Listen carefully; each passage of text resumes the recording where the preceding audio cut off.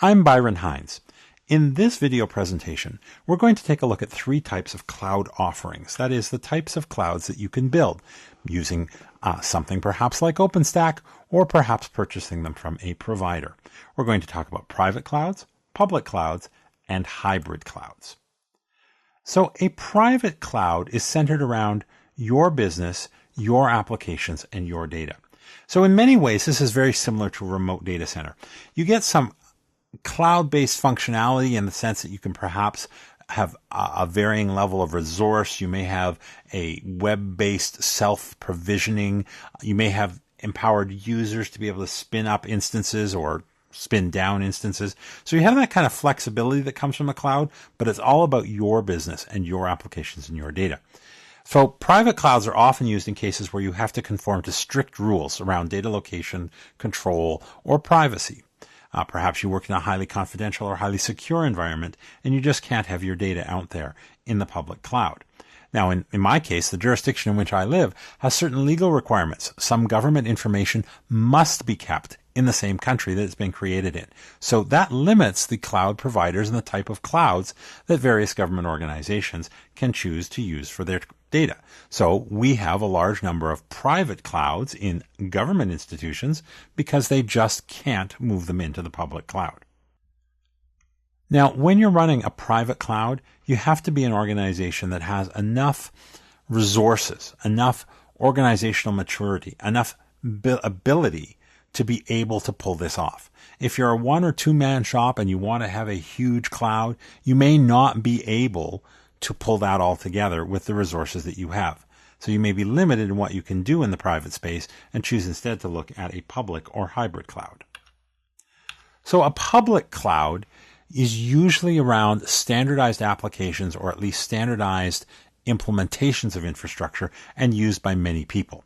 Public clouds are the home usually of software as a service that's offered to the public or to the internet at large, but it can be still a public hosting of your business information. Public clouds can be really good for testing and RAD projects, things that have to be spun up very quickly. I'm involved with a project with a particularly large corporation, and they created an entire website from scratch using their rapid application environment in a public cloud. It included database connectivity, the ability to issue particular things to users, the ability to know who users were, and to connect back to various data sources in private clouds and even on-premises solution. And they were able to pull this together very, very quickly using a public cloud offering. Usually a public cloud provides incremental capacity at incremental cost. This is sometimes summed up by the term elasticity. In other words, if you need more resources to handle the big rush at the end of the year, then you spin up and pay for those extra resources at that time. Then when you don't need them anymore, you decommission some or all of those resources. Some organizations, when dealing with the public cloud, are particularly concerned about privacy, security, and reliability. There's no easy answer to this. Looking at the specifics of your contract is very important because that will dictate what the cloud provider is going to do in terms of privacy, security, and reliability. Some people argue the cloud is more reliable because it has a large number of professionals supporting their cloud-based data centers. Others will point out that many people have run private data centers quite reliably for a long period of time, and the public cloud is not immune to failure or outage. So again, understanding clearly what redundancy, what failover, what protections you have in your contract when dealing with the public cloud becomes very important, especially as you put your company's data out there. So what many organizations are doing is having what's called a hybrid cloud. This combines the features of the private and the public cloud and can in fact have them interconnected with each other.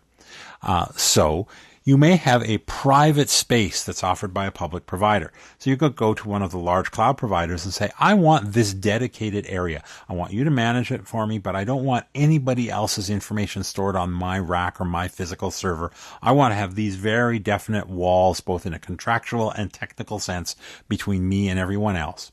And I want to connect that back to my on-premises solution with VPNs or software-defined networking or what you might have.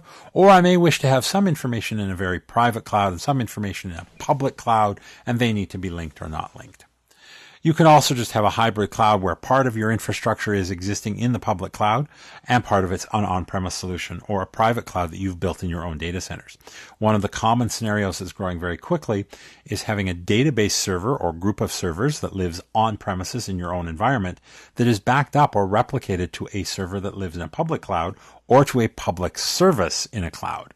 Then you're protected geographically from failure, and in the event of a catastrophic failure of your data center, you can quickly resume operations by using the replica that's stored in the public cloud.